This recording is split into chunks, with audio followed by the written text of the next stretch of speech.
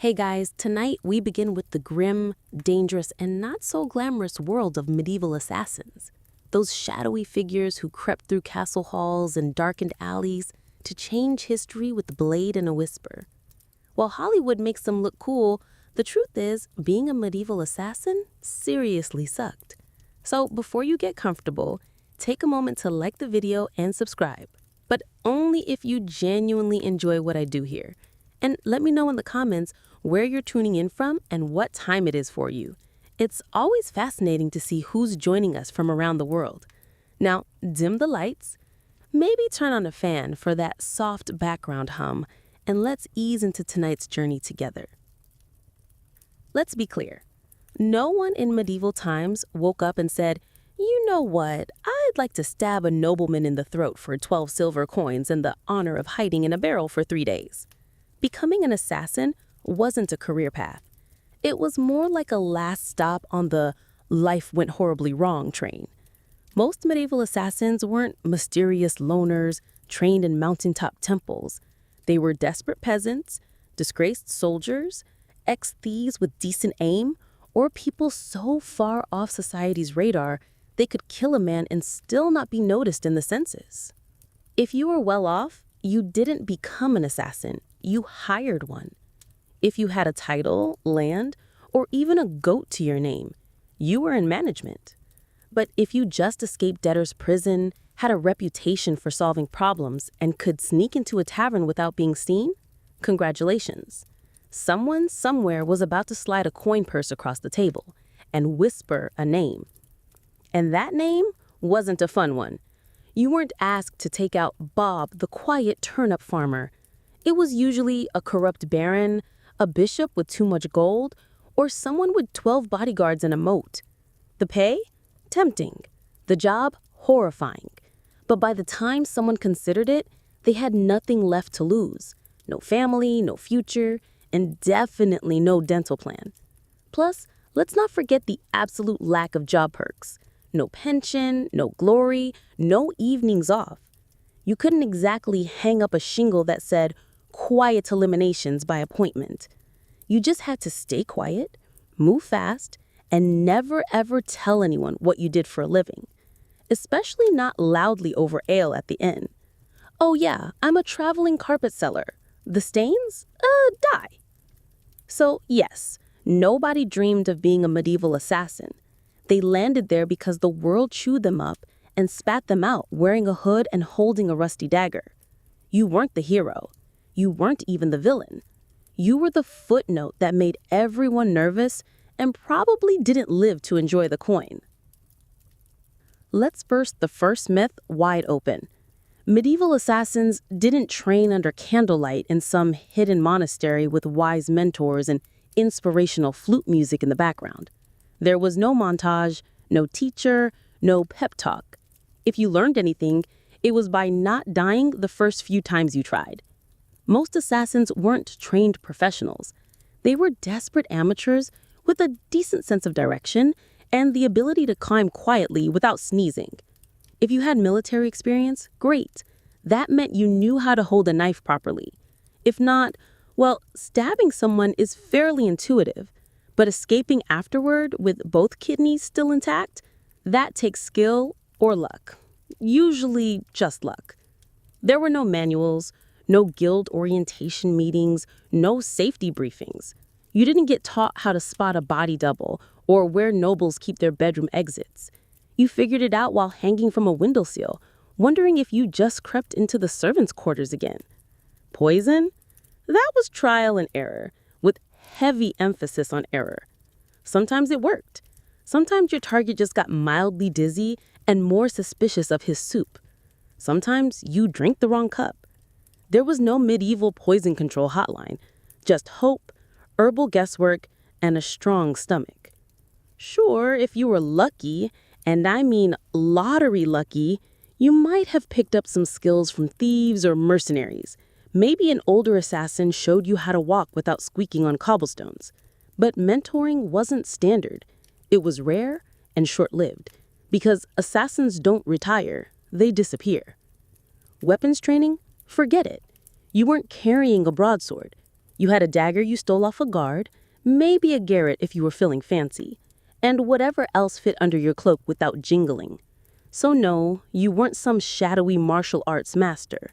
You were a guy with calloused hands, quiet footsteps, and a deeply unhealthy relationship with alleyways.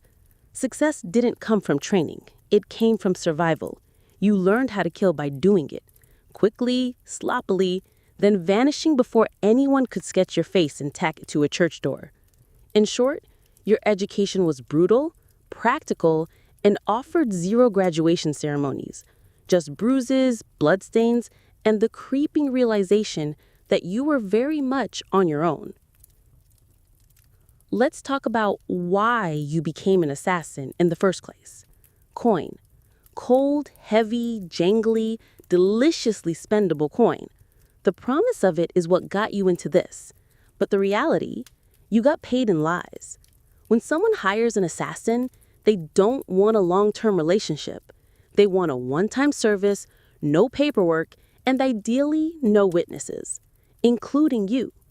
They offer you a pouch of silver, half now, half when the job is done. That's if they're feeling generous. But here's the thing.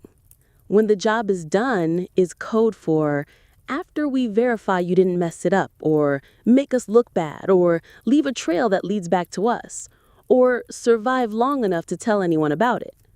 So you do the job, you sneak through shadows, risk your life, maybe kill a baron in his sleep. Not pretty, not poetic. And when you return, yes, about that payment. The client fled, terribly sorry. Or worse, they try to kill you.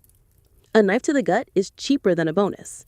And even when you do get paid, it's never quite enough.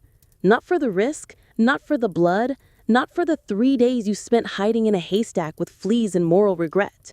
You get a handful of coins, a curt nod, and a reminder. You were never here. Also, fun fact, some contracts were fake, political traps. You'd be told to assassinate someone dangerous, only to find out it was a decoy with guards waiting. Congratulations, you just walked into a sting operation with your name already carved on the gallows.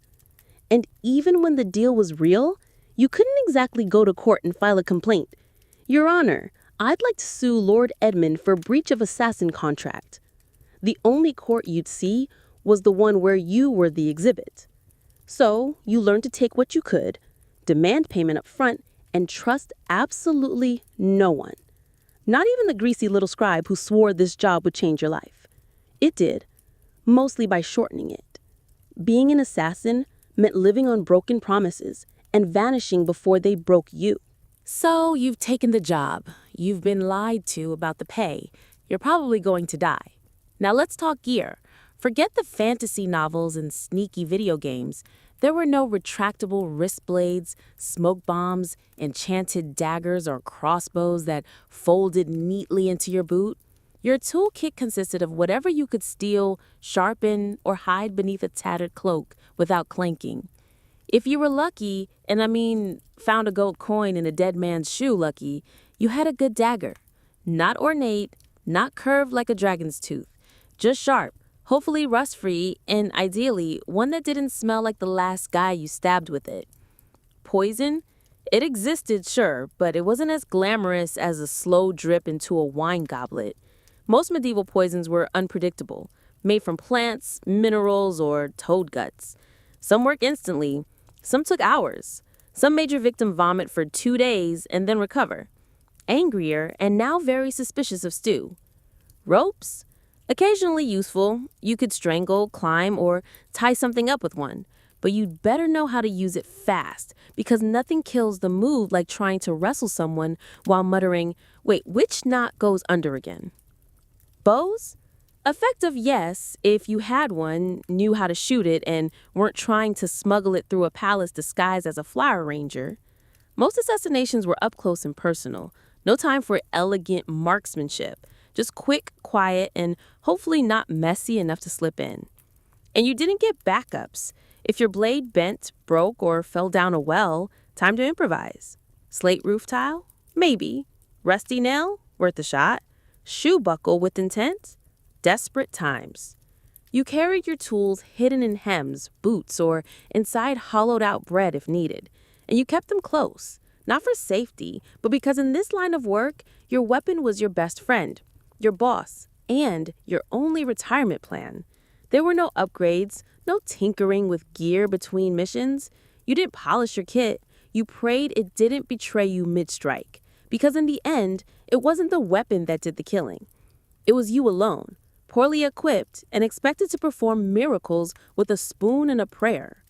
Assassins weren't hired to take out random drunks in back alleys. No one paid you to stab Jeff, the sleepy candlemaker. Your targets were important. Nobles, bishops, military officers, sometimes even royalty. And those people, they were very hard to kill. First, there were the guards. Not one or two, dozens, armed, armored, and well-fed. Some guarded the front, some the back. Some just stood there looking intimidating, daring you to blink wrong.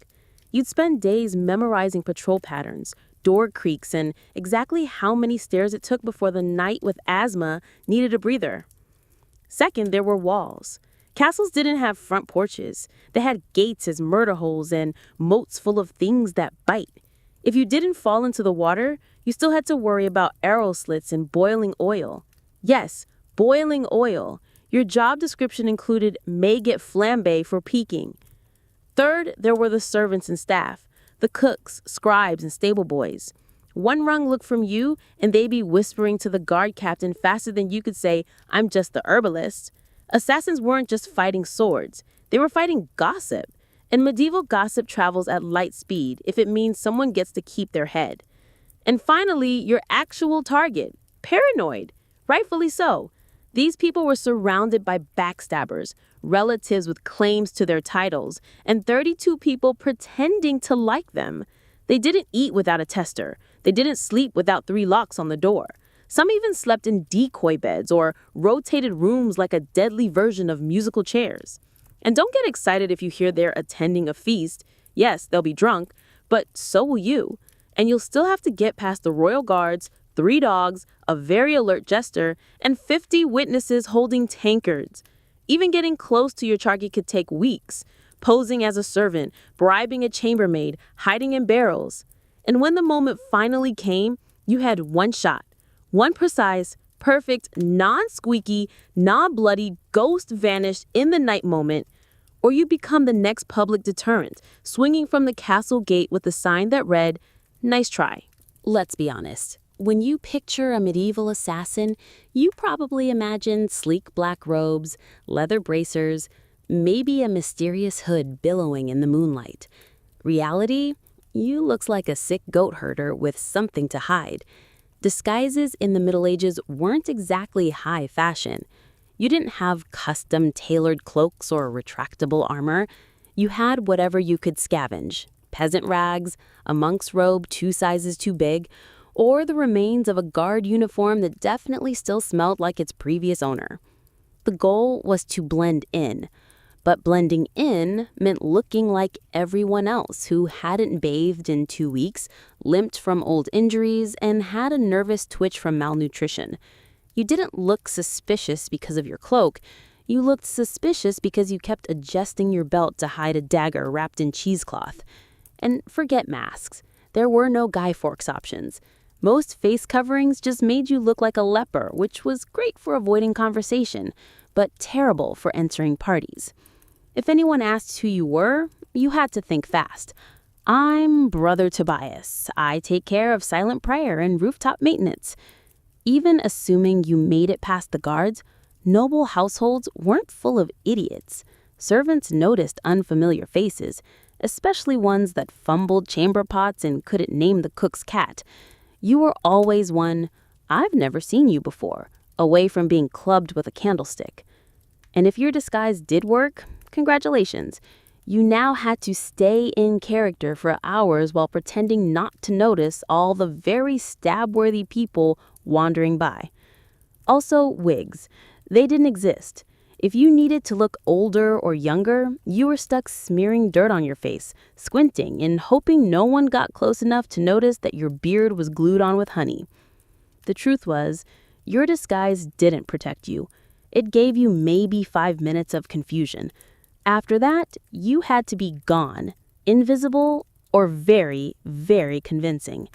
And if anyone saw through it, well, let's just say no one wants to be the assassin caught in the bishop's laundry room wearing a nun's habit and holding a sword, especially not on a feast day.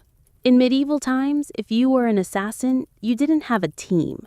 You didn't have a sidekick with a crossbow, a clever alchemist in a secret lair, or a handler who gave you coded scrolls and warm encouragement. You had you, a rusty dagger and crippling trust issues. There were no guilds, at least not ones you could actually count on. And if there were whispers of a brotherhood of assassins, it was mostly tavern talk fueled by mead and boredom. You were more likely to meet a ghost than another professional killer who wanted to network. Why the isolation? Because in your business, the fewer people who knew you existed, the longer you lived. Every contact was a risk, every loose tongue a potential noose. Even your client might not know your real name, and if they did, you were already planning your exit.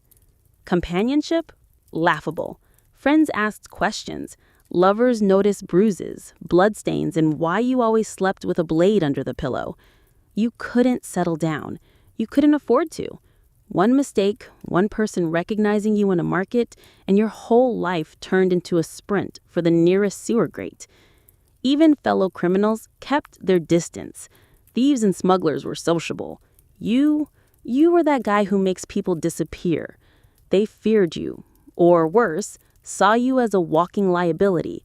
No one wanted to share stew with someone whose occupation could attract a mob with torches. And don't expect sympathy. You couldn't tell anyone how hard it was to sleep after silently strangling a corrupt bishop. If you talked about your job, people assumed you were either lying or dangerous, and they weren't wrong. So you kept your secrets, your stars, and your weapons to yourself. At inns, you sat in the darkest corner, back to the wall, eyes always scanning the door. You never drank too much. You never stayed more than a night. You didn't say your name unless someone paid you first. And even then, it probably wasn't your real one. Being a medieval assassin meant perfecting the art of vanishing. Not just in a crowd, but from every life you never got to have. Let's say you took the job. You planned your route, you bribed the right doorman, you disguised yourself as a very convincing chimney sweep, and then you froze.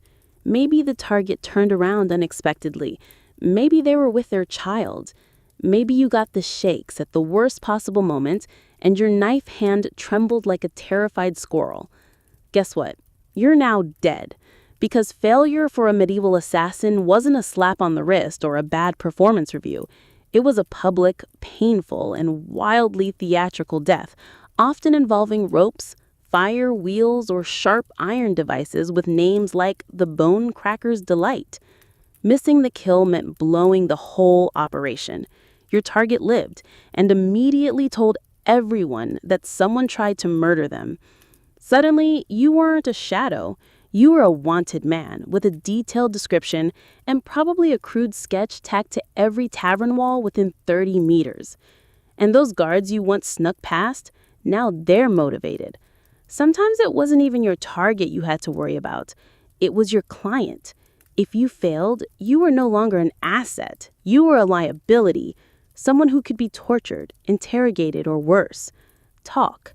The very people who paid you would be the first to put out a second contract on you. And there were no second chances. No, sorry, the blade slipped, I'll try again tomorrow. You had one shot, one moment in time. And if you blew it, the best you could hope for was to die quickly, before anyone found out who hired you. Failure also meant shame. The silent, humiliating kind. You didn't just fail to kill, you failed to be invisible, to be perfect. And for assassins, perfection was survival.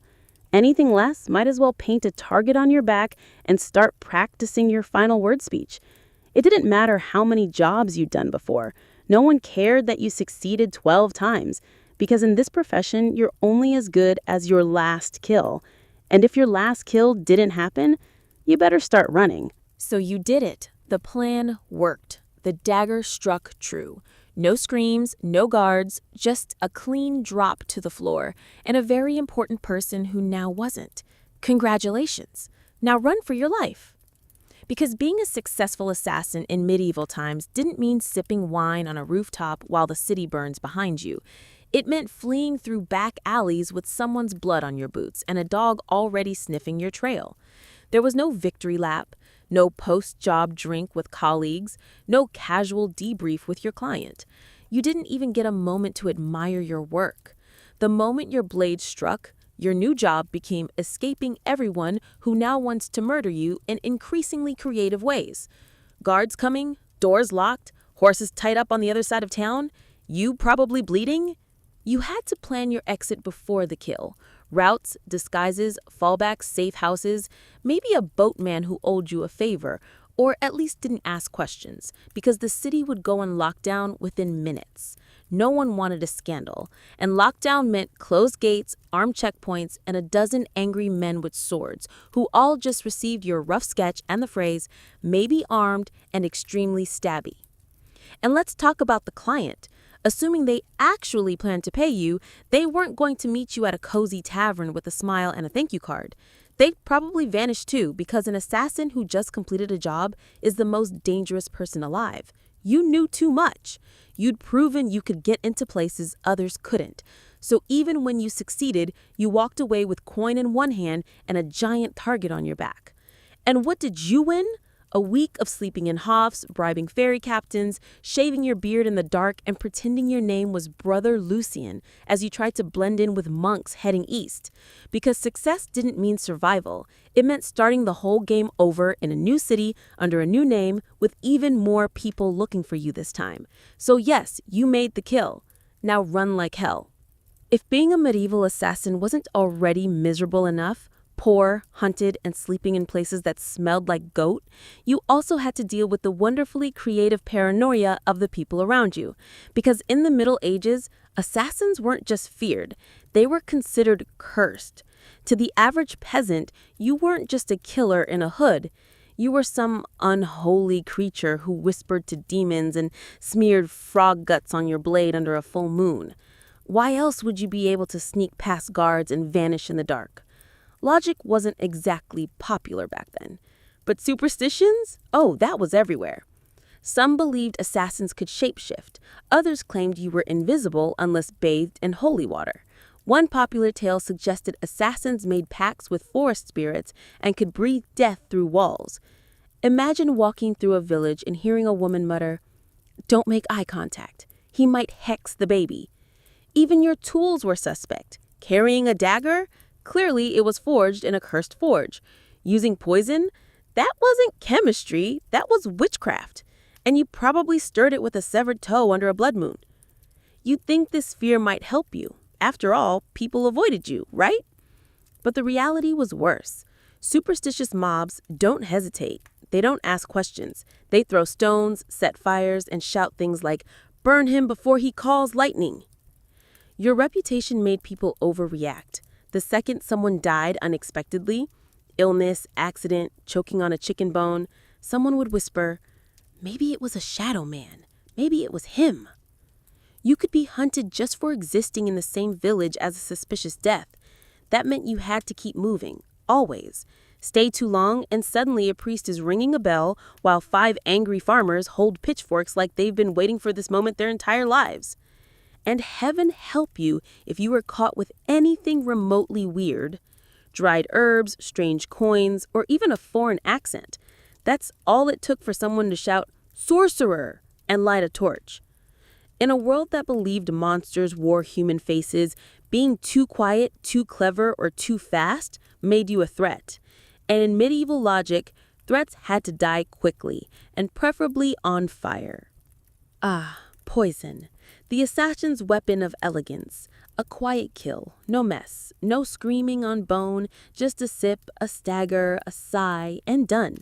That's the theory.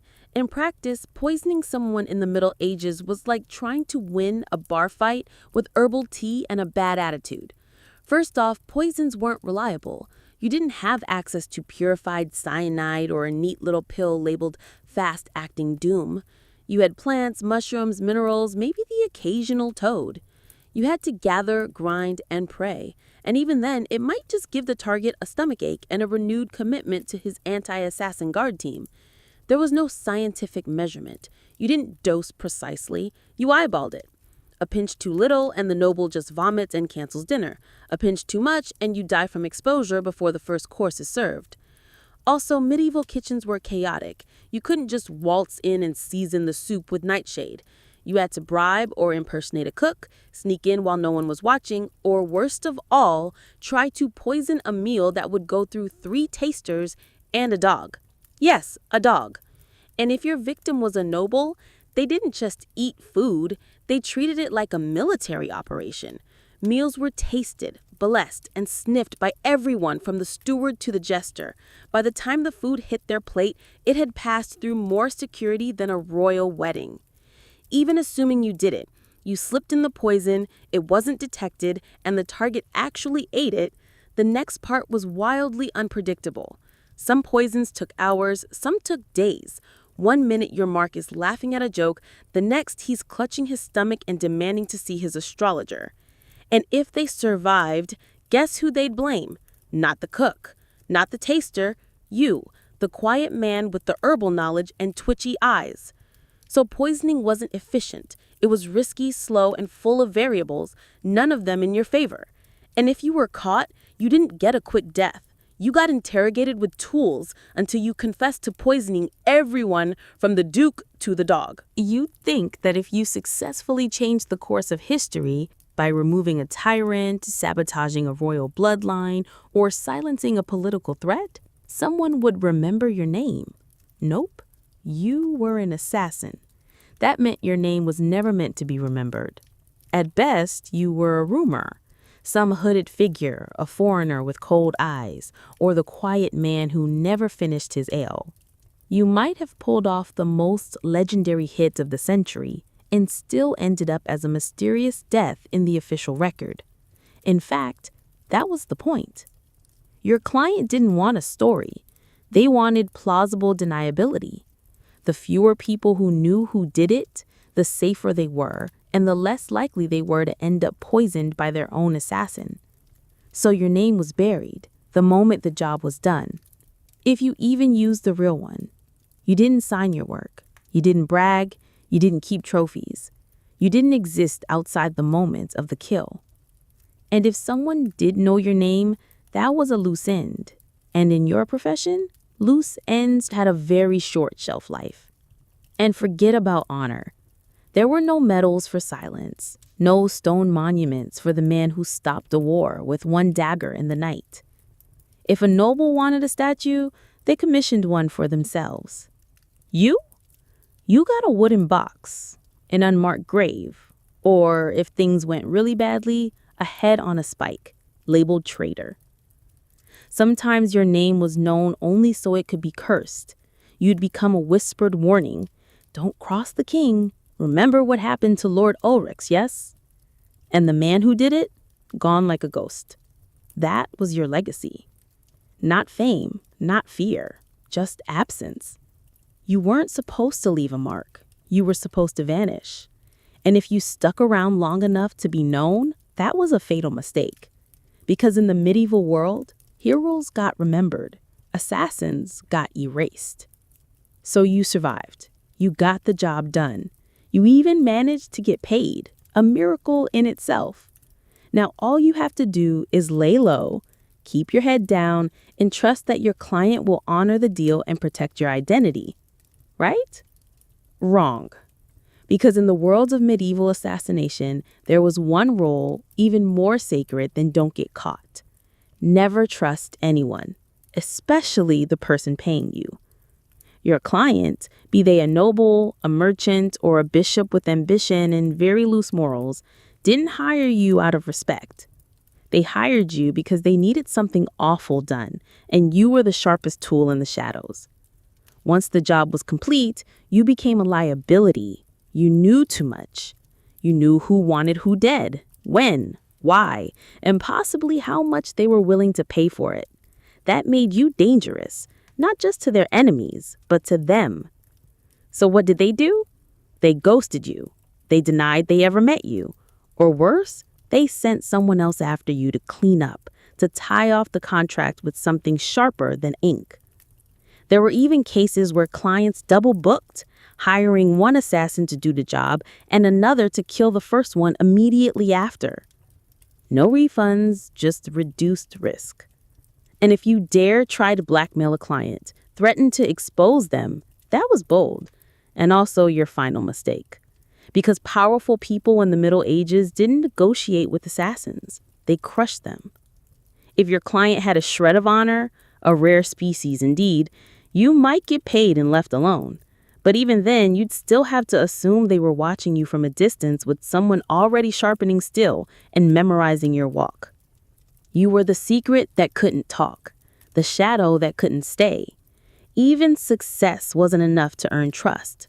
Because in their eyes, if you killed once, you could kill again. And no one, not even the person who hired you, wanted to be next. Let's say somehow you beat the odds. You survived the kills, the lies, the poisonings, the betrayals. You outlived your enemies, your employers, and probably your own sense of morality. Now what? You retire? Absolutely not. Because in medieval times, assassins didn't get retirement plans. There were no farewell banquets, no quiet cottages by the sea, no pensions paid in gold coins and grateful whispers. You didn't fade into a peaceful life. You vanished. Or you died. Often both. The problem was simple. You were never safe. Even if you walked away from the job, your past didn't. You had too many secrets in your head, too many names in your memory, and too much blood on your hands. People didn't want you retired. They wanted you forgotten, which usually meant buried. And even if no one came after you, and that's a big if, you had to live with the constant fear that someone might, that a new assassin, young and eager to prove himself, had just received a contract for a shadowy figure who used to be someone dangerous. So you changed your name again. You moved to a village where no one asked questions. You faked a limp, sold herbs, pretended you once worked as a guard. But even then, you didn't sleep well. You avoided crowds. You always sat facing the door. You kept your dagger under the floorboard next to the pouch of coins you never touched because it still smelled like the man you earned it from. And you couldn't trust yourself either. Years of silent killings and quick escapes did something to your brain. Every knock on the door made you flinch. Every stranger on the road might recognize you. You stopped dreaming because dreaming was dangerous. You couldn't love, you couldn't relax, you couldn't laugh too loud. You lived like a ghost, pretending to be a man. The truth was, there was no endgame for a medieval assassin. Just a slow, cold fade into obscurity. Always moving, always watching, until one day you slipped into the dark, and no one noticed. And maybe that was the best you could hope for. By now, you've probably figured it out. Being a medieval assassin wasn't darkly romantic. It wasn't noble. It wasn't even all that profitable. It was a grim, thankless, short-lived career wrapped in blood-stained linen and followed by a crowd of people who wanted you dead. You wouldn't last, not a week, maybe not even a day, because you'd start with the wrong assumptions. That you'd be sleek, in control, a whisper in the dark, but what you'd really be is cold, hungry, and one bad guess away from the noose. You'd slip into town, cloak pulled tight, ready for action, only to discover that your target moved locations. The guards are drunk but trigger happy, and the stable boy you paid for information just sold you out for a mug of bread and a piece of ale. You'd freeze at the wrong time, stab the wrong guy, get spotted by someone's maid who once saw your face near the chapel.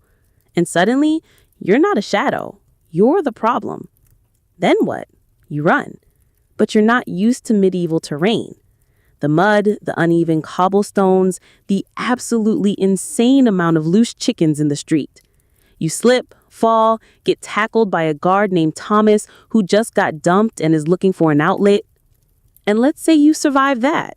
Then you deal with the aftermath. No allies, no honor, and no future. Just whispers, suspicion, and the growing realization that even if you succeed, the best you can hope for is to die old and alone, hiding behind a false name in a village that still believes in fairies. So no, you wouldn't last, and frankly, you shouldn't try, because the assassin's life wasn't cool. It was a cruel machine that chewed people up and spat out nothing but shadows. It offered power without peace and purpose without a place in the world. You didn't make history. You erased yourself from it. And the only thing waiting for you at the end was silence. A silence no one would question, because no one even remembered you were there in the first place. Before she was the feared queen of Macedonia, Olympus was known as Myrtale, a Molossian princess from the rugged tribal lands of Epirus. Her people claimed descent from Achilles himself. And whether or not the blood of heroes truly ran in her veins, one thing was certain. This was not a woman born for the sidelines of history. From a young age, Myrtle was steeped in mystery and ritual. Her upbringing was shaped not just by politics, but by prophecy, ecstatic rites, and a reverence for the ancient gods. She wasn't the type of princess who smiled and embroidered tapestries. No, she was drawn to serpents, omens, and the frenzied ceremonies of the cult of Dionysus, where women danced barefoot in the moonlight and called upon the divine in states of trance. Her connection to the gods wasn't performative. It was personal. She didn't merely worship, she embodied. According to ancient sources, likely written by men both terrified and enthralled, she kept sacred snakes in her chambers and even allowed them to coil beside her in bed. Whether this was a literal fact or the kind of slander that powerful women attract like flies, we'll never know. But it stuck. To her allies, it made her divine. To her enemies, it made her dangerous. Her real power began not in a battlefield or throne room, but in the uneasy flicker of torchlight, among the whispers of priestesses and the curling bodies of serpents. She wasn't just the princess. She was a living oracle, a woman touched by something older than politics and colder than steel. So when Philip II of Macedon, ruthless, charismatic, and famously horny, arrived at the island of Samothrace for a religious initiation, he didn't just meet a beautiful princess. He met a mystery he couldn't resist. Their marriage wasn't just a political alliance. It was a collision of prophecy and power. And from the very beginning, it was full of omens. Some said lightning struck the sky on their wedding night.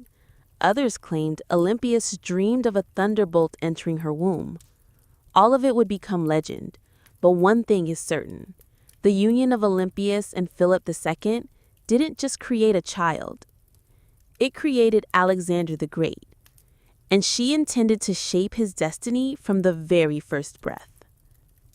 Olympias' marriage to Philip II was not the fairy tale one might expect for a queen who would one day birth an empire. From the beginning, it was a combustible mix of prophecy, pride, and paranoia. Philip, ruthless, charismatic, and already collecting wives like trophies, married Olympias around 357 BCE. She was likely just a teenager, but she wasn't naive. She saw in Philip a man whose ambition matched her own, and perhaps even a divine match for her spiritual destiny. Macedonia wasn't exactly an easy kingdom to walk into. It was a land of iron and ambition, where kings were killed by cousins and brothers turned into rivals overnight. But Olympias, the priestess of Epirus, walked in with her head held high and eyes already on the crown.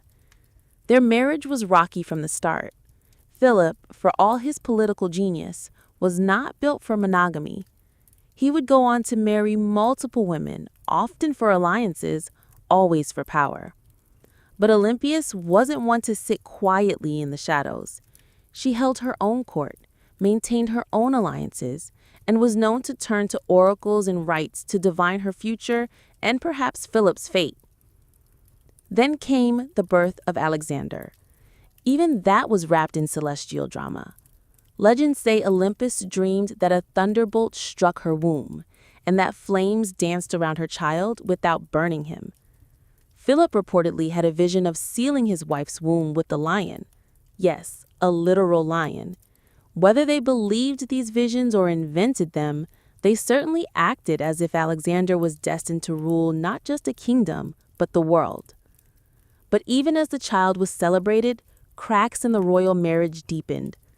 Olympias resented Philip's other wives, especially his Macedonian bride Cleopatra or Eurydice, whom she married later in life. This was more than a domestic issue. It was a threat. Cleopatra was Macedonian-born, and any son she bore would be purer in the eyes of the local nobility, a direct threat to Alexander's future. Olympias saw it clearly. The palace wasn't just a home, it was a battlefield, and she would use every snake, dream, ritual, and whisper she had to make sure her son wasn't just remembered, but crowned. She was no longer Myrtle. She was Olympus now, and no one would take her son's throne without facing her wrath. By the time Alexander was a teenager, the Macedonian palace in Pella had become a war zone of veiled insults, political maneuvering, and bitter rivalries. Olympias wasn't just fighting for influence. She was fighting for survival.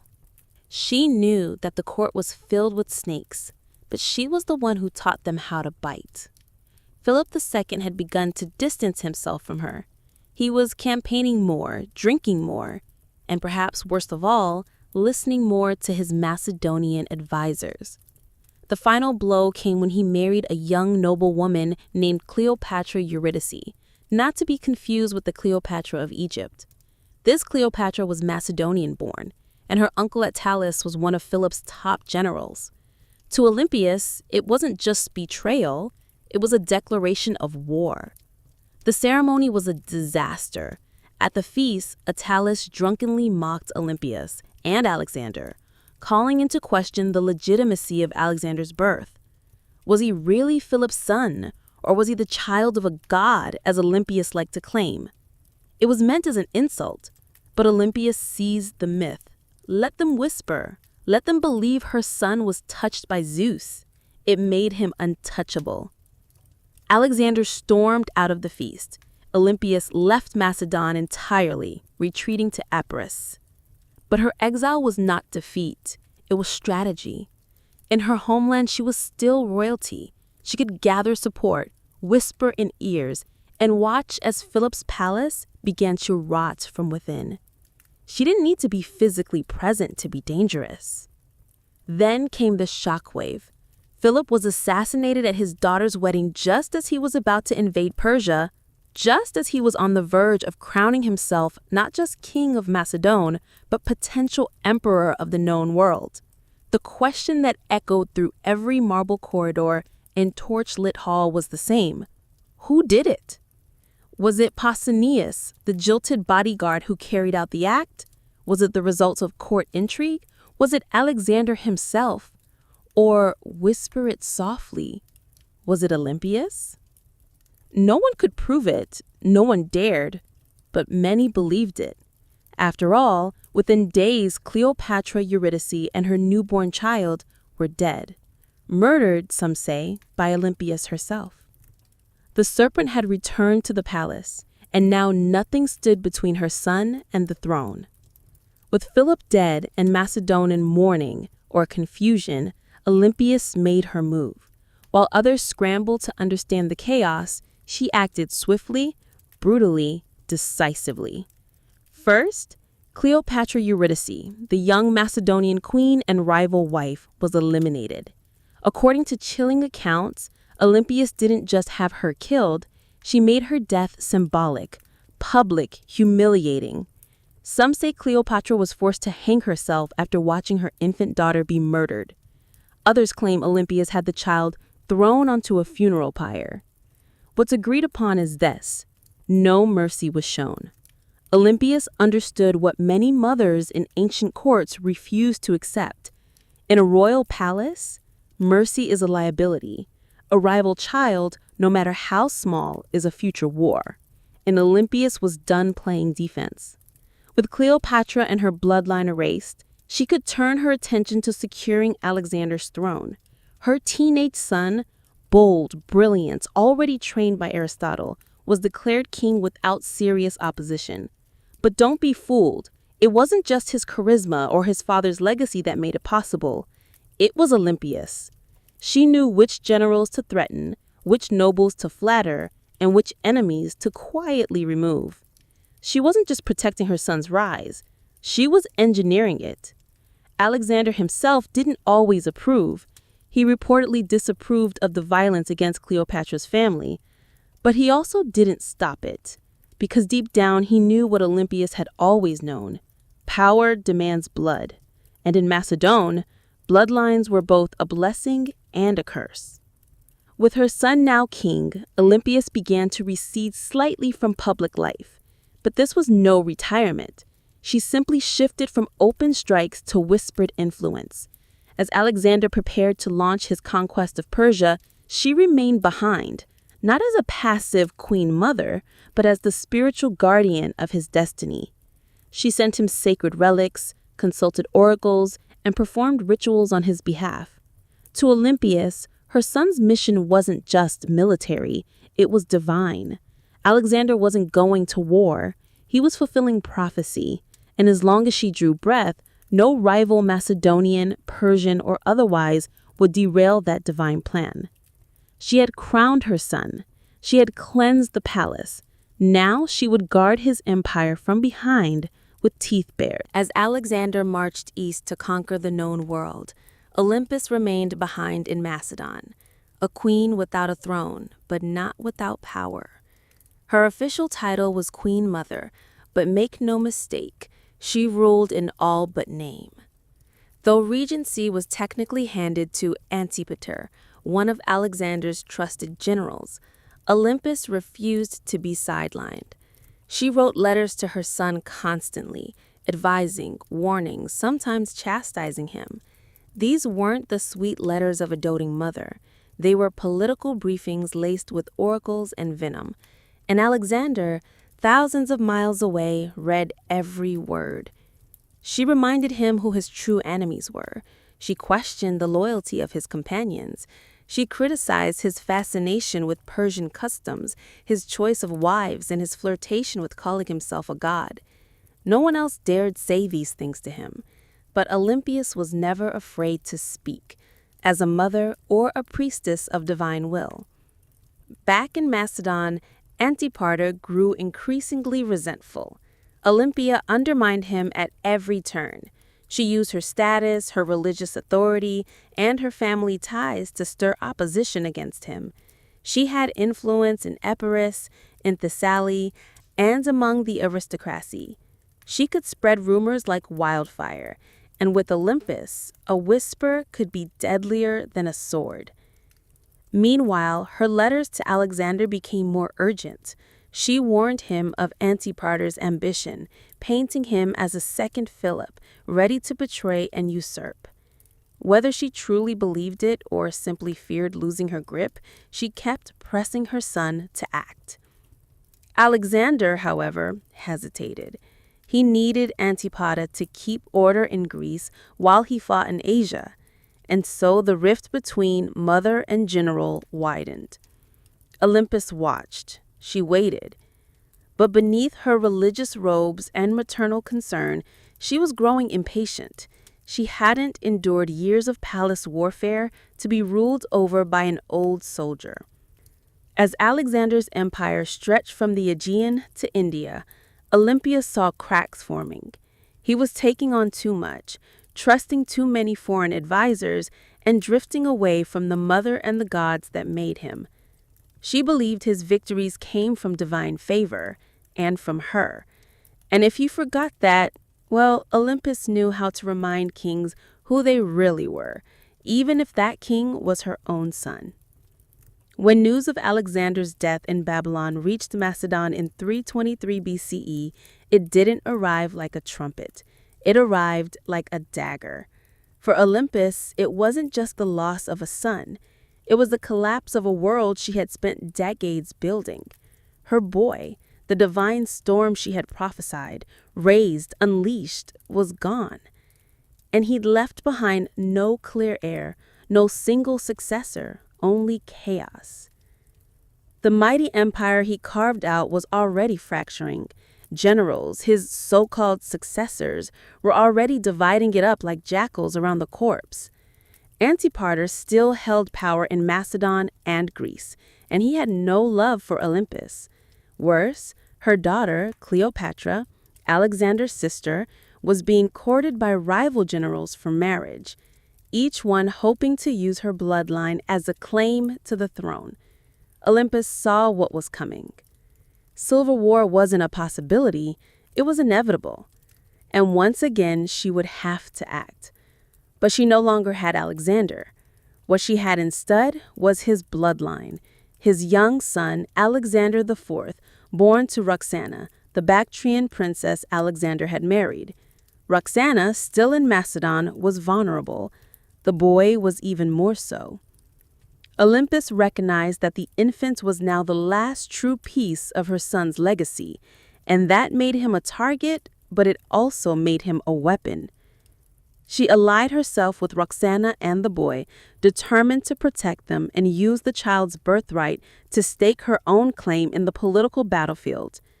But the tide was turning. The generals who once bowed to Alexander had no interest in kneeling to his widow or his mother. They had armies now, ambitions, and grudges. Olympus didn't flinch. She'd faced snakes, traitors, and kings. A few warlords with crowns and stolen spears wouldn't scare her. So she plotted. She waited, she watched as Antipater died and was replaced by his son Cassander, a man with ice in his veins and no tolerance for the old queen's games. It was only a matter of time before these two forces collided, the serpent mother of Alexander and the cold-eyed user who wanted her buried. Alexander was gone, but his shadow was still moving, and Olympus was still coiled within it, ready to strike. Years after Alexander's death, while his empire crumbled into civil war, Olympia made her most audacious move yet. She returned to Macedon, not as a grieving mother, but as a political force of divine fury. The regency had been splintered. Cassander, the son of her old enemy Antipater, was seizing power, and Roxana, along with young Alexander IV, was effectively imprisoned. Olympia saw the writing on the wall. If she did not act now, her grandson would vanish like a shadow at dusk. So she made a deal with Polyperchon, an aging general who still held a flicker of legitimate authority. Olympus would return, not to plead, but to rule. With Polyperchon's backing, she entered Macedon at the head of an army. And the moment her feet touched home soil, everything changed. Towns opened their gates. Soldiers defected to her side. Even some of her old enemies hesitated. Olympus, despite her age, was still a name that shook the ground. Then came her vengeance. One by one, she hunted down the loyalists of Cassander, and when she finally caught Philip III Aratus, Alexander's mentally impaired half-brother and puppet king, she ordered his execution. According to some sources, his wife Eurydice was captured and given the opportunity to kill herself. When she refused, Olympus had her strangled. It was brutality veiled in royal protocol, and Olympus, ever theatrical, staged the scene like a goddess delivering justice. Her message was clear. Only the bloodline of Alexander had the right to rule. Everyone else was a pretender. For a brief, burning moment, Olympia held the kingdom in her grip. She had restored the dynasty. She had avenged betrayals. She had reminded Macedon what royal power looked like when wielded by a woman with nothing left to lose. But power in Macedon was like fire in dry grass, and Cassander was still out there, calculating, biding his time. He returned with a vengeance. His army outnumbered hers, his resources deeper, his cruelty colder. Her allies began to abandon her. Polyperchon lost influence. The tide turned. Olympus, now isolated in the fortress of Pydna, watched as her enemies closed in. She had lit the match, Macedon had burned, and now the smoke was thick and her enemies were at the gates. Olympus, once the most feared woman in the ancient world, now found herself besieged in the coastal fortress of Pitner, alone, cut off, surrounded by the army of Cassandra, who had come to finish what his father had started. But Olympias didn't beg. She didn't plead. For nearly a year, she endured the siege like a statue carved from divine wrath. Food ran short, disease crept in, allies vanished. Yet within the fortress walls, she maintained the same unshakable presence that had once shaken kings. To the very end, she carried herself not as a prisoner, but as the mother of a god. Cassandra, ever cautious, hesitated. He knew killing Olympus was dangerous. Even now, she carried a myth around her like armor. She was still the mother of Alexander the Great. To strike her down might seem like blasphemy. So he offered her safety. "Surrender," he said, "and her life would be spared." Olympias knew better. She had seen too many royal promises turn to ash. Still, hunger was no longer just a discomfort. It was death. Her garrison broke. Her followers surrendered. And Olympias, unbending until the very end, was finally handed over to her enemies. Cassandra didn't kill her himself. That would have been too simple and too merciful. Instead, he turned her over to the families of those she had executed during her brief return to power. Let them decide her fate. They condemned her to death. But here's the catch. When the executioners came, no one dared strike the first blow. Olympias stood, tall, regal, silent eyes fixed on them like an oracle staring through smoke. These were Macedonians. They had grown up hearing of her rituals, her visions, her snakes. They had once cheered her son as a living god. And now, here she stood, a frail old woman, cloaked in myth. And not a single man had the courage to swing the sword. So Cassandra sent others, foreigners, outsiders, people who had no memory of her power, only orders to follow. And thus, Olympus was finally struck down, not with ceremony, not with dignity, but with silence. Her death marked the end of Alexander's bloodline and any meaningful power. And with it, the final ember of an empire founded on divine ambition was snuffed out. But even in death, Olympias left behind a shadow, and history would never forget the Serpent's Queen. Olympias died not on a throne, but in the dust, unarmed, abandoned, and executed by the very people she once ruled. But history is strange. It does not always favor the ones who die in silk sheets. Sometimes it remembers those who went down hissing. And Olympias was never meant for quiet history. In life, she wielded motherhood like a sword and prophecy like a shield. She wasn't just the mother of Alexander the Great. She was one of the architects of his rise. Without her, there is no myth of the divine child, no rituals whispering of thunderbolts and lions, no ruthless purging of rivals that cleared the path for a teenage king to rule the known world. Olympias didn't just give birth to an empire. She defended it with claws. Yet even among the ancient world's most ruthless dynasts, Olympias stands apart. She didn't command armies in the field like Cleopatra or ride into battle like Boudica. Her battlefield was subtler and colder.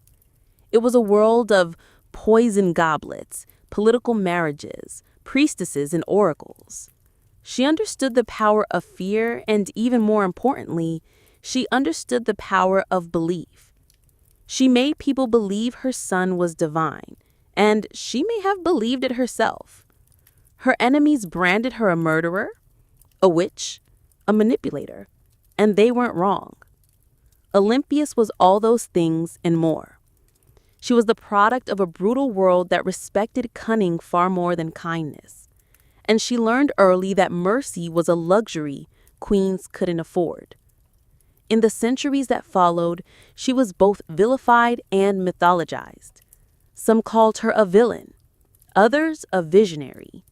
But no historian, ancient or modern, could call her irrelevant. She haunted the legacy of Alexander like a phantom, always in the background, always just behind the curtain. And maybe that's exactly where she belonged.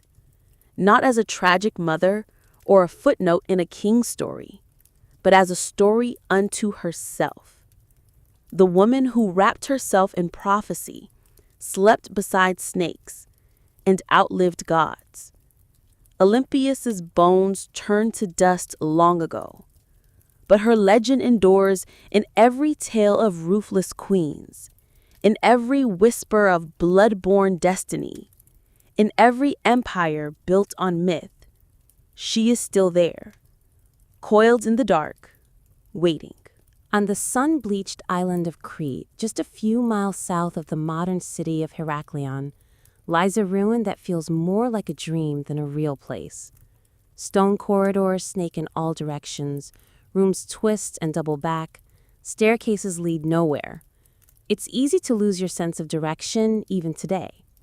This place is Knossos, the heart of Minoan civilization and the supposed inspiration for one of the most enduring myths in human history, the Labyrinth of the Minotaur. But before there was a legend, there was a palace unlike any other. Built around 1900 BCE and expanded over centuries, Knossos wasn't just a royal residence. It was an entire city under one roof.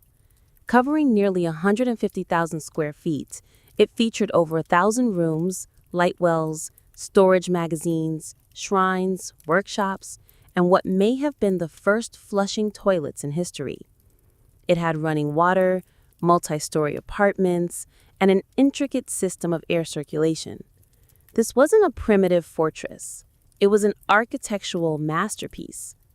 To modern archaeologists, Knossos looks like organized chaos. To ancient visitors, it probably felt like magic. The man who brought Knossos into modern awareness was British archaeologist Arthur Evans. In the early 1900s, Evans excavated the site and quickly became convinced that this was the origin of the Greek labyrinth myth.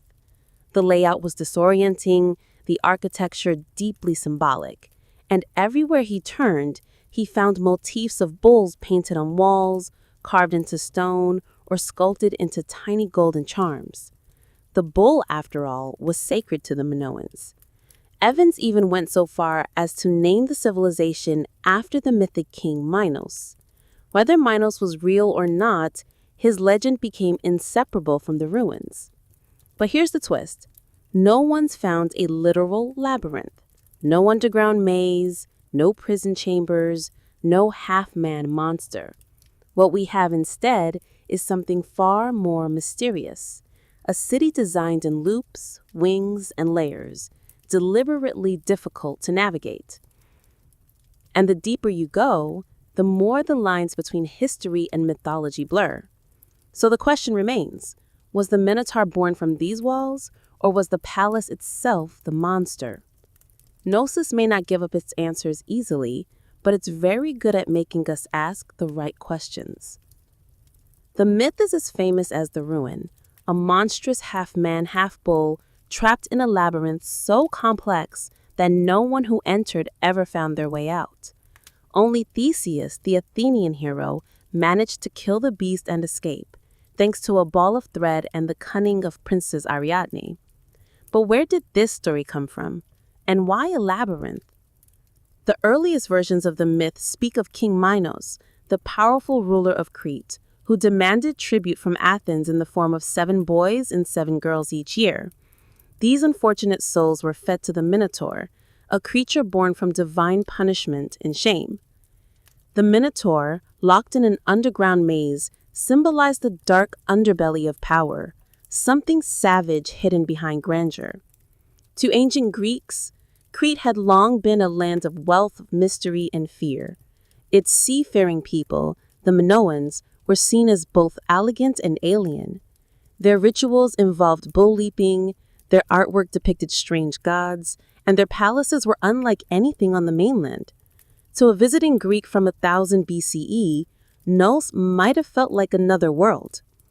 The bull itself was sacred in Minoan culture. Frescoes show young men and women vaulting over charging bulls in ritual displays. Horns of consecration, stylized bull horns, appear on rooftops and altars. Combine this with the palace that feels like a maze, and the ingredients for a legend begin to stir. But what if the minotaur wasn't just a monster? What if it was a metaphor? Some scholars believe the tale reflects a memory of Cretan dominance over the Aegean, a time when Athens truly did pay tribute to a stronger, stranger power. The labyrinth could symbolize the political entrapment of weaker states, and the Minotaur, the raw, terrifying force behind Minoan rule. Others argue it's more psychological. The labyrinth as the unconscious mind, the Minotaur as our hidden urges, and Theseus, the hero, walking bravely into the darkness, guided only by the thread of memory. Still, the myth remains tangled with Nos. The palace is the closest thing we've ever found to a real labyrinth. No monster, no Ariadne, but perhaps something deeper. Not just a myth echoing through history, but a history that was asking to become myth. Long before Athens raised its marble temples or Sparta sharpened its spears, there was the Minoan civilization, one of the earliest advanced societies in Europe. They ruled not through conquest, but through trade, art, and what seems like an almost supernatural command of architecture. At the heart of their power stood Knossos, a palace that wasn't just a seat of royalty, it was a hub of culture, ritual, and economy. The Minoans flourished from around 2600 to 1400 BCE. Based on Crete, they developed a sprawling trade network that reached Egypt, Mesopotamia, the Levant, and even the distant shores of Spain. Their ships cut through the Mediterranean like silent arrows, ferrying pottery, saffron, bronze, and luxury goods. They didn't build vast armies.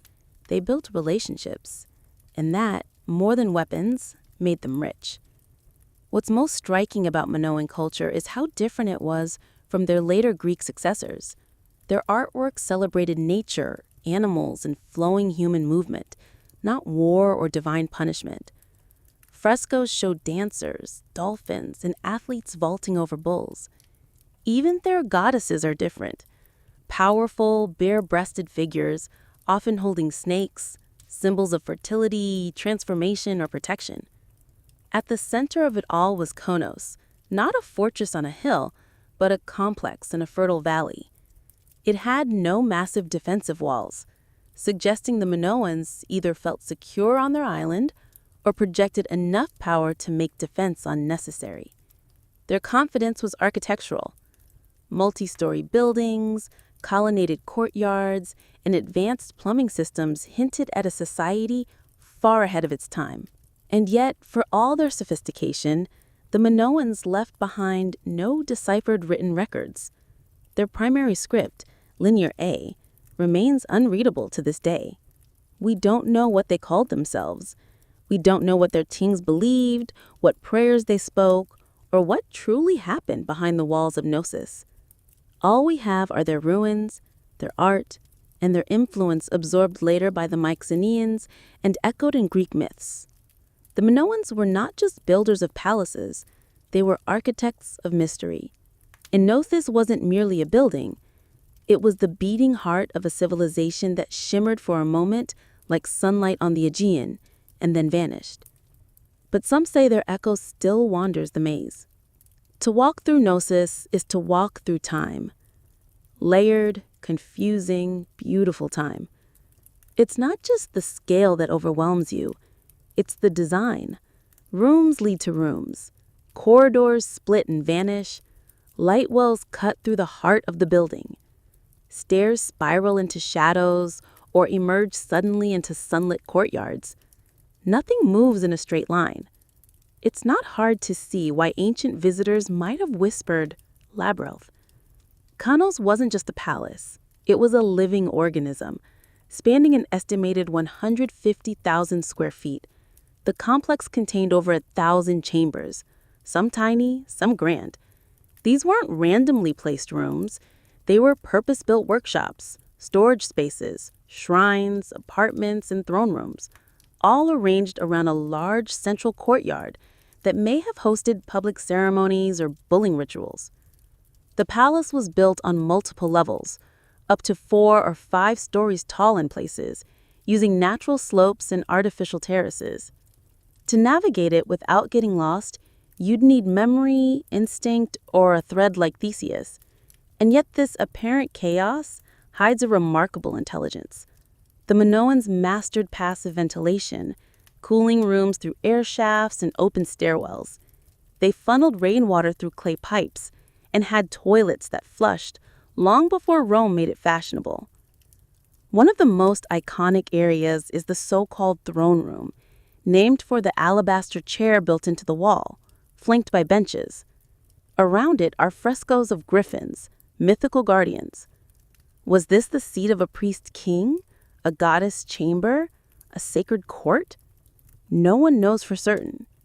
And the walls, they speak in color. Vibrant frescoes show dolphins swimming above bathtubs, women in elegant flounced skirts with bare chests, youths leaping bulls mid-air. The art wasn't just decoration, it was identity. Fluid, natural, deeply connected to earth and sea. Still, the deeper you go, the more gnosis begins to disorient. Some parts seem intentionally complex, like they were designed to confuse. Maybe that's the root of the labyrinth legend, not a prison for monsters, but a palace that felt alive, a building that invited awe, ritual, and just a touch of fear. No locked doors, no mythical beasts, just a place built to make you question where you were and what was waiting around the next corner. Knossos wasn't just an administrative center or royal residence. It was a place of worship, an architectural expression of the Minoan soul steeped in ritual, myth, and divine mystery. Unlike later Greek temples, there are no towering columns to Zeus or marble shrines to Athena. Instead, the spiritual world of kenosis is more subtle, woven into the fabric of the building itself. Shrines hide in corners, pillars rise like sacred sentinels, horns stylized, carved symbolic, appear on rooftops and altars. Everywhere you look, the bull motif dominates, suggesting the powerful connection between worship, the natural world, and this revered animal. The Minoans didn't seem to fear the bull, they celebrated it. The famous bull leaping fresco in Knossos isn't just athletic art. It may depict a religious rite. Young men and women vaulting over a charging bull, locked in a dance of danger and grace. It wasn't sport, it was sacred theater, possibly an offering to the gods or a symbolic triumph over chaos. Then there are the snake goddesses. Discovered in storerooms beneath the palace, the snake goddess figurines are among the most iconic Minoan artifacts. Bare-breasted, arms raised, with serpents coiled in their hands or around their bodies, these figures radiate power. They are not submissive idols. They are guardians of the household, fertility, and perhaps life itself. To the Minoans, snakes symbolize renewal, rebirth, and mystery. Creatures of both earth and underworld. The rooms where these objects were found hint at household shrines or ritual spaces. Quiet, sacred corners, hidden among the palace's bustling heart. Combined with the frescoes, the horns, the altars, and the labyrinthine corridors, the entire complex begins to feel like a ritual machine, a structure built not just for living, but for connecting with the divine. There is no centralized temple at Knossos because the palace itself was a temple. Its layouts, art, and design were all part of a spiritual worldview where boundaries between sacred and secular didn't exist. This was a place where myth was architecture, where a corridor could become a passage to the gods, and where every echo in the stone chambers may have once been a whispered prayer. No-cells didn't just house people, it housed gods. For centuries, no-cells stood as a beacon of prosperity, innovation, and cultural sophistication. But then something happened, something sudden, something no one can fully explain. By around 1400 BCE, the palace was abandoned, the fresco left to fade, and the Minoan civilization that once ruled the seas had vanished like mist over the Aegean. So what happened? Theories abound. Some point to nature. Around 1600 BCE, the volcanic island of Thera, modern-day Santorini, erupted in one of the largest explosions in human history. The blast was so massive, it likely caused tsunamis that battered Crete's northern coast, devastating ports and farmland. Ash clouds may have blocked the sun, choking crops and disrupting the climate.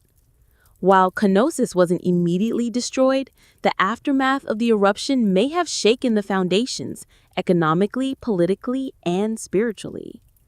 Others looked to war. By 1450 BCE, the rising power of the Mycenaeans, mainland Greeks, may have taken advantage of Minoan weakness. Archaeological evidence suggests Knossos was reoccupied briefly, but the culture had changed. The art became more martial. Linear A, the Minoan script, was replaced with Linear B, used by Mycenaean scribes.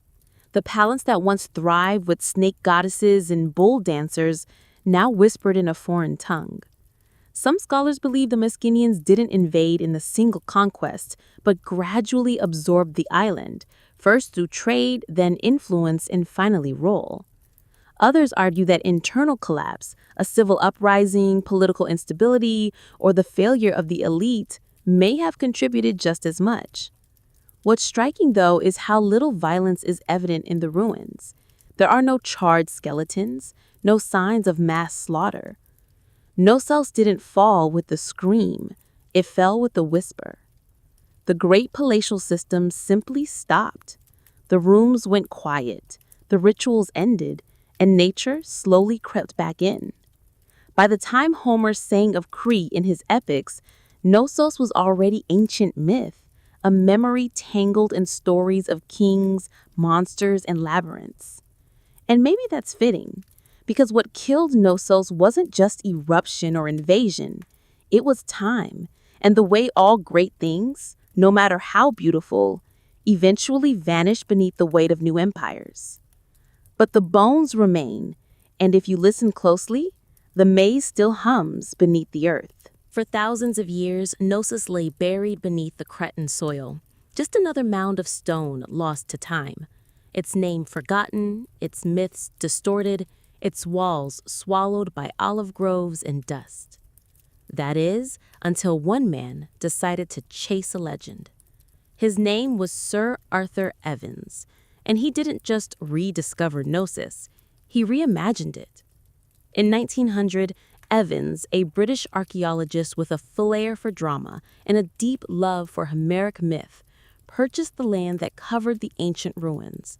Local farmers had been finding strange seals and artifacts, clues that something enormous lay beneath their feet. Evans dug in. What he found would change the history of the Aegean forever. He uncovered a palace so vast, so complex, and so advanced that he was convinced this was the mythical home of King Minos. The frescoes, the horns, the sheer architectural strangeness of the site, it all pointed in his mind to one thing: the labyrinth. Evans wasn't just an archaeologist. He was a storyteller, and sometimes a controversial one. He named the people who built Knossos the Minoans after Minos. He interpreted symbols, reconstructed frescoes, and restored parts of the palace using reinforced concrete, a move that has drawn both praise and criticism. Some call it visionary, others call it vandalism. Because what you see today at Knossos is partly ancient ruin and partly Edwardian imagination. Still, Evans did what no one else had dared. He brought Knossos back to life. He gave Europe a glimpse into a Bronze Age world far older than classical Greece, a civilization of art, mystery, and maritime elegance. He also unearthed the still undeciphered Linear A script, opening new questions about language, literacy, and the limits of our historical understanding. But Evans did more than excavate stone. He resurrected a myth and forced historians to reckon with the fact that behind the legend of the labyrinth was something real, something complex, something very human. A palace that felt like a maze, a civilization that slipped into shadow, and a man who peeled back the earth only to discover a story far stranger and more beautiful than he had imagined. Gnosis had slept for 3,000 years. Evans rang the bell that woke it. Walk through Gnosis, and you're not just walking through architecture. You're walking through a language of symbols. Frescoes, carvings, patterns, they're everywhere. But the Manawans didn't leave us a Rosetta Stone. Their primary script, Linear A, remains undeciphered. So instead of reading their thoughts, we must see them painted across plaster, carved into walls, and hidden in patterns. What exactly were they trying to say? The art of kenosis is unlike anything in the ancient world. There's no obsession with warfare, no roles of kings or battle-hardened heroes. Instead, we find nature, leaping dolphins, blooming lilies, birds in flight, and sacred bulls. The humans are alive, elegant, and often dancing or performing rituals. Even in scenes that suggest danger, there's rhythm and beauty. The Manawans weren't chronicling conquests. They were celebrating life cycles and possibly cosmic order. The most iconic symbol, though, is the double axe, or labris, found throughout Gnosis in shrines, on fresco, even etched into stones. The double axe is believed to be a religious symbol, possibly tied to female divinity or celestial cycles. Some suggest the very word labyrinth might derive from labris, making the labyrinth not a maze at all, but a house of the double axe, a sacred space, not a trap. Then there are the horns of consecration, stylized bull horns placed atop walls and altars. These may have been religious markers, separating sacred space from the mundane. Combined with frequent depictions of bulls and bull-leaping rituals, it's clear the animal had deep spiritual significance. Whether it represented nature, fertility, chaos, or divine presence, no one agrees. But the bull is everywhere. Even the layout of kenosis may have symbolic meaning. Some archaeologists believe it was built not just for function, but to mirror celestial or seasonal patterns. Its winding corridors and nested rooms could represent a journey through life, through death, through the underworld, a spiritual maze, not a physical prison. But without a deciphered script, every theory walks a thin line between insight and imagination. The Manawans spoke in symbols, not stories, and so we're left to interpret. What is Gnosis saying? We hear the rhythms, we see the images, but the meaning? That remains just out of reach, like a thread unraveling into myth. Gnosis is a ruin, yes, but it doesn't feel dead. Walk its corridors today and you'll sense something humming just beneath the surface. Not ghosts, not gods, but echoes of myths, of lives, of questions that refuse to go away. Thousands of years after its fall, Gnosis still holds us in its maze.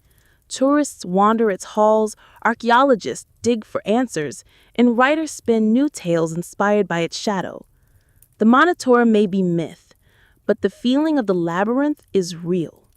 We don't know who ruled Gnosis. We don't know the names of its kings, queens, or priests. We don't know the prayers they whispered or the laws they lived by, but we know they loved beauty. We know they worshipped nature. We know they understood balance between architecture and art, between ritual and reality. And we know they were the first. Before the Parthenon, before Rome, before the Hebrew temples or the Persian palaces, there was Gnosis, a palace that was also a city that was also a temple that may have also been a story. Because perhaps that's what the labyrinth really is. Not a prison, not a puzzle, but a narrative carved in stone, a myth in architectural form. The legend of the Minotaur didn't arise from nothing. It came from this place, from the confusion of its corridors, the reverence of its bull rituals, and the awe it inspired in generations who tried to make sense of it. The Greeks turned it into a story. We turned it into archaeology. But at its core, Knossos has always been both. Today we can walk its ruins in broad daylight. We can take photos, draw maps, and even reconstruct its frescoes. But the mystery hasn't vanished. The line between fact and legend still shimmers like heat over stone. Maybe that's why Knossos endures. Because it doesn't give us all the answers. It reminds us that sometimes history isn't meant to be solved. It's meant to be felt. And Knossos, ancient, tangled, half-remembered, isn't just a place on a map. It's a question, one that leads us deeper with every step. Ancient engineers knew exactly what they were doing. The earliest rams were handheld. Teams of soldiers simply lifted a tree trunk and smashed it against enemy defenses like frenzied lumberjacks. But over time, the battering ram evolved. Engineers realized that mounting the ram inside a wheeled frame, often with a roof, to protect the crew from arrows and boiling oil turned it from a tool into a weapon of terror. The Assyrians, masters of siege warfare, turned rams into psychological weapons. Their siege towers combined rams with archer platforms, meaning a city's gates were being destroyed while defenders were under constant fire. Relief carvings from Nineveh show rams with pointed iron tips, rolling up to the gates of rebellious cities like slow-moving gods of destruction. And it wasn't just the front door they were smashing. Rams were often used to breach weak points in walls, batter down watchtowers, or collapse gatehouses entirely. Their presence meant one thing: surrender, or watch your defenses crumble like stale bread. The Greeks refined them. The Romans perfected them. Roman engineers built massive rams called ares, Latin for ram, suspended with chains or ropes inside enormous siege shelters.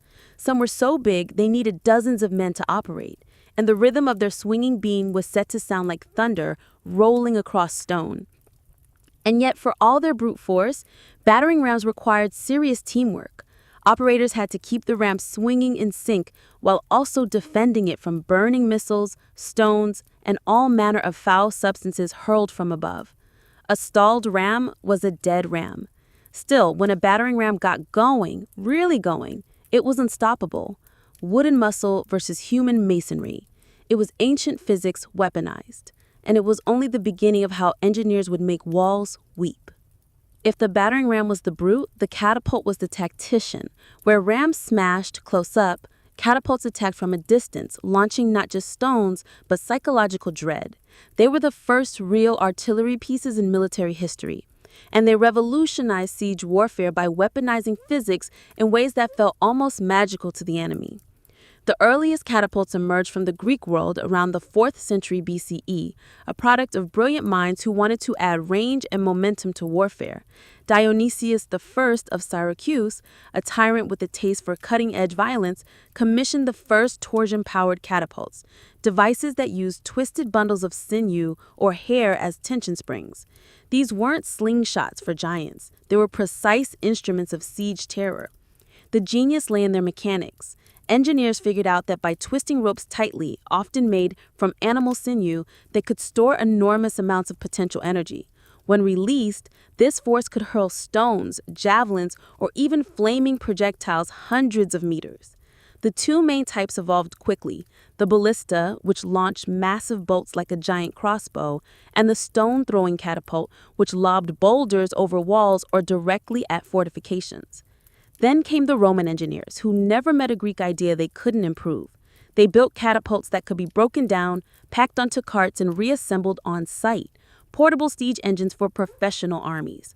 Some Roman catapults could fire 60-pound stones at incredible speeds, capable of tearing through wooden gates, battlements, and occasionally unlucky soldiers. Catapults weren't just about destruction. They were about spectacle. Ancient generals used them to send messages, sometimes literally. Corpses were launched over walls to spread disease and fear. Severed heads were lobbed into besieged cities to shatter morale. In one chilling case, diseased bodies were fired into enemy territory as an early form of biological warfare. But catapults had their flaws. They were heavy, required skilled crews, and could be rendered useless by bad terrain. Still, when set up properly, they could batter a city into submission from a safe distance. And for the first time in history, cities realized their thick stone walls didn't just need to withstand a ram, they had to survive the skies, because now destruction came flying. If the catapult was clever, the trebuchet was majestic, towering, creaking, and terrifying. It was the undisputed king of medieval siege warfare. When one appeared on the battlefield, it wasn't just a weapon, it was a statement. It said your walls mean nothing. Unlike its tension-powered cousins, the trebuchet relied on gravity. At its core was a simple principle: a long, swinging arm mounted on a sturdy frame with a heavy counterweight on one end and a sling on the other. Raise the weight, let it drop, and the arm would whip around, flinging the sling and its deadly payload in a high arc over enemy defenses. It was controlled destruction, precise, predictable, and devastating. The origin of the trebuchet can be traced back to early traction models used by the Chinese as early as the 4th century BCE, where manpower replaced counterweights. But the counterweight trebuchet, the version that would rewrite siege warfare in Europe and the Islamic world, emerged in the 12th century, possibly through Byzantine or Muslim intermediaries. Once Europe got its hands on the design, it spread like wildfire through castles and crusades. The power was astonishing. A well-built trebuchet could launch 300-pound projectiles over 300 meters. Stones the size of furniture would crash into towers, pulverize walls, or collapse enemy morale. But the real magic was in the arc. Unlike catapults, trebuchets could hurl projectiles over walls with finesse. This meant they weren't just smashing defenses. They were hitting courtyards, barracks, and supply depots inside. And it wasn't just stones. Trebuchets hurled everything: diseased animals, burning pitch, pots of lime to blind defenders, even messages or insults wrapped around rocks. One legendary account from the siege of Stirling Castle in Scotland tells of Warwolf, a trebuchet so massive that the enemy surrendered before it was even fired. The king refused to accept the surrender just so he could test the machine. But for all its destructive glory, the trebuchet wasn't fast. It took hours to build, minutes to reload, and demanded skilled engineers. Still, no other siege weapon combined range, force, and psychological horror quite like it. It was the medieval version of a slow-motion hammer from the heavens. And when that counterweight dropped, cities held their breath.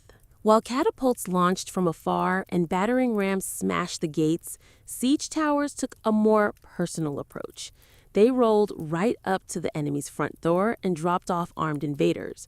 Imagine a wooden skyscraper on wheels, covered in wet hides to prevent fire, bristling with archers and spearmen. That was the siege tower, the ancient equivalent of an armored personnel carrier and a mobile fortress in one. And when one of these started rumbling toward your city walls, you knew that the real fight was about to begin. Siege towers weren't subtle. They were big, bold, and terrifyingly effective when used properly. The Assyrians may have been among the first to deploy them in the 9th century BCE, but it was the Greeks, and especially the Hellenistic kingdoms, that took the design to theatrical extremes. During the siege of Rhodes in 305 BCE, the Macedonian general Demetrius built a 9-story tower called the Heliopolis, or Taker of Cities. It was over 100 feet tall, equipped with catapults, covered in iron plates, and moved by thousands of soldiers. It also broke under its own weight. But the ambition? Unmatched. The logic behind siege towers was simple. Walls only work if you can't get over them. Siege towers eliminated that advantage by creating an elevated platform from which attackers could descend onto the battlements, bypassing gates and scaling ladders. From the top deck, archers could rain death down onto defenders, while troops on the lower levels prepared to board. But these towers weren't invincible. They were slow, vulnerable to mud, and prime targets for defenders with fire arrows, rolling boulders, or even sabotaged terrain. Smart defenders would dig ditches, flood moats, or build secondary inner walls known as counterscarp defenses, just to stop a tower's approach. Still, when they worked spectacularly. A breach in the wall was one thing, but having your own rampart suddenly crowded with enemy soldiers, that was chaos. Siege towers transformed the battlefield from a horizontal contest of strength to a vertical race for survival. They made height an asset and a liability. And once the gangplank dropped from a siege tower to the city walls, there was no turning back. It was time for hand-to-hand hell. While rams smashed and trebuchets soared, some of the most devastating siege tactics happened silently underground. Siege tunneling or sapping was the dark art of defeating a city by removing the ground it stood on. Literally, the idea was ancient and horrifyingly effective. Dig beneath the enemy's wall, prop it up with wooden supports, then set those supports on fire. When the timbers burned away, the tunnel collapsed, taking the foundation of the wall with it. One moment your city stood strong. The next, a massive section of the outer wall crumbled like stale bread. This method didn't look glorious. There were no grand engines or thunderous launches, but tunneling was the slow, invisible killer of fortress warfare. The Assyrians practiced early versions of it, but the technique reached full maturity with the Greeks, Persians, and later medieval European armies. During the siege of Plataea in 429 BCE, the Spartans attempted tunneling beneath the walls, only for the defenders to dig counter-tunnels and intercept them mid-dig, turning the soil into a knife-fight nightmare. This defensive tactic became known as counter-mining, and it added an eerie element to siege warfare. Imagine soldiers digging in pitch black, hundreds of feet beneath Yarf, listening for the sound of enemy picks. The moment they heard tapping, they'd race to intercept, often resulting in violent, claustrophobic skirmishes fought by torchlight with knives and shovels. There was no glory in it, just terror, suffocation, and dirt. But when undermining worked, the results were catastrophic. One of the most infamous examples came in 1212 during the siege of Rochester Castle in England. King John's forces tunneled beneath the southern wall, packed the mine with pig fat, and set it ablaze. The supports collapsed, bringing down the entire tower above. The defenders were stunned, and soon after, surrendered. By the 13th century, siege engineers became specialists in identifying weak foundations, measuring the soil's behavior, and planning collapses with terrifying precision. They were geologists and demolitionists rolled into one. And though tunneling required time, labor, and a bit of madness, it proved one truth about siege warfare. If you couldn't go over the wall, and you couldn't go through it, you could always take it down from below. Not all the drama of siege warfare came from the attackers. For every ram built or tower rolled forward, defenders had their own deadly tricks. And set of times, those tricks were hot. Let's start with the most terrifying of them all, Greek fire. Developed by the Byzantines around the 7th century CE, Greek fire was a mysterious napalm-like substance that could stick to ships, walls, and flesh, and kept burning even on water. Sprayed from siphons or hurled in clay pots, it created scenes of pure chaos. To this day, no one knows exactly how it was made. The formula was so secret that it died with the empire, but its effects, legendary. Entire fleets were reduced to flaming skeletons within minutes. And that was just the start. In more low-tech defenses, boiling liquids were the go-to weapons of choice. Boiling water, oil, or sand would be poured from murder holes, those quaint openings in the ceilings of gateways or towers, directly onto invaders below. Oil was especially feared. Unlike water, it clung to skin, soaking into clothes and armor before being set alight. Imagine climbing a siege ladder only to be greeted with fire you can never put out. Hot sand, though less dramatic, was vicious in its own right. It would slip into the gaps of armor, especially around the neck or wrists, causing second and third degree burns as it cooked the flesh beneath. It didn't look impressive from a distance, but it turned bold warriors into screaming wrecks in seconds. Defenders also relied on the good old laws of physics. Gravity became a weapon. Giant stones, logs, or even dead animals were dropped from parapets onto siege engines or dense formations of troops. The goal wasn't just to kill. It was to break the machines and morale at once. And then there were traps. Hidden pits, collapsing bridges, spiked barricades. Castles became puzzles of pain, designed to slow, confuse, and punish. All of this served one purpose: delay. Every minute a wall held was a minute closer to enemy supply lines running thin, to disease spreading in camps, or to reinforcements arriving. Siege warfare was a game of attrition. And while the attackers had physics on their side, the defenders had creativity and a whole lot of boiling rage. In siege warfare, raw destruction was only half the goal. The other half was psychological domination, breaking the will of the defenders before the walls even came down. Siege weapons weren't just tools of war. They were massive, creaking, flaming symbols of doom. Every groaning wheel of a siege tower, every arcing boulder flung by a trebuchet was designed to plant one seed in the minds of those behind the walls. You are not safe. Ancient commanders knew this. The Assyrians paraded their siege engines openly, dragging them across deserts with grand fanfare. The Romans built their siege camps right in view of the enemy, letting defenders watch as battering rams were assembled and catapults tested. Siege was theater, and fear was part of the script. Sometimes the payloads themselves carried a message. Severed heads of messengers or generals would be launched over the walls, often still wearing their armor. At the siege of Constantinople, defenders were bombarded not only with rocks, but with bodies. Diseased corpses launched to spread panic and plague. During the Mongol siege of Kafur in 1346, it's believed that hurling plague-infected corpses over the walls helped trigger outbreaks of the Black Death in Europe. The trebuchet wasn't just a weapon, it was an announcement. When one of these giants was rolled into place, everyone inside the fortress could hear it before they saw it. The creaking of winches, the grinding of ropes, and the heavy thunk of the counterweight, like the heartbeat of an incoming storm. But the most dangerous part? The unknown. You never knew what was coming next. Would it be a rock, a barrel of fire, a rain of arrows, or just silence? Ominous, heavy silence, as engineers adjusted their aim. Even the sounds became psychological weapons. The rhythmic thump of a battering ram or the sudden silence before a shot would drive defenders mad with anticipation. For commanders, the goal was to create despair, to convince the enemy that resistance was pointless, that their gods had abandoned them, that their walls were nothing but temporary obstacles in the path of fate. And when that mental dam finally cracked, the gates often opened without a fight.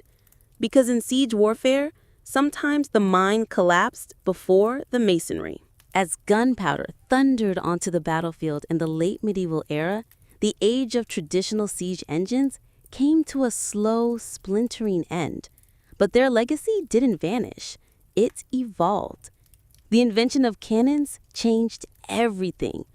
A single well-placed shot from a cannon could do in seconds what a trebuchet took hours to achieve. Stone walls, once considered impenetrable, became liabilities. By the 15th century, the great castles of Europe were crumbling, not from undermining or fire, but from iron balls crashing through their parapets. Siege warfare had entered its next phase: explosive, brutal, and deafening.